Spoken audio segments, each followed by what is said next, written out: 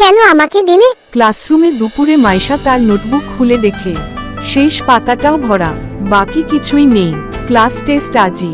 সে চুপচাপ বসে থাকে, কেউ খেয়াল করে না। হঠাৎ পাশের বেঞ্চ থেকে একটি ভাঁজ করা নতুন পাতা তার টেবিলে পড়ে। মাইশা অবাক হয়ে তাকায়, দেখে রাফি লাজুকভাবে চোখ নামিয়ে রেখেছে। পাতার উপরে লেখা, টেস্ট তো কাগজে না, মনে হয়। মাইশার মুখে একটু হাসি ফুটে। সবাই লিখছে, মাইশা নতুন পাতায় লিখতে থাকে।